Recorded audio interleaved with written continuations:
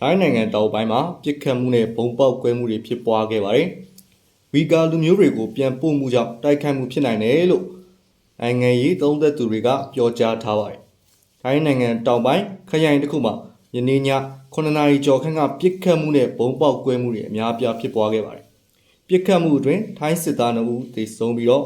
10ဦးဒဏ်ရာရရှိပါတယ်။အရက်သားတွေအနေနဲ့လည်းထိခိုက်ဒဏ်ရာရရှိတယ်လို့ကြားသိခဲ့ရပါတယ်။ထိုင်းအစိုးရကခိုလုံခွင့်တောင်းထားတဲ့ဝီဂါလူမျိုး45ဦးကိုတရုတ်အစိုးရထံပြန်လည်ပို့ဆောင်လိုက်မှုကြောင့်မကျေနပ်မှုဖြစ်ပြီးတိုက်ခိုက်မှုတွေဖြစ်နိုင်တယ်လို့သုံးသပ်ကြပါတယ်။အမေရိကန်တပ်ယုံကဝီဂါလူမျိုးတွေကိုပြန်ပို့ပြီးတဲ့နောက်မှာဘန်ကောက်ကအကြမ်းဖက်တိုက်ခိုက်မှုတွေဖြစ်နိုင်ခြေရှိနေပြီးအမေရိကန်နိုင်ငံသားတွေတတိထားဖို့အရေးပေါ်ကြေညာချက်ထုတ်ပြန်ခဲ့ပါတယ်။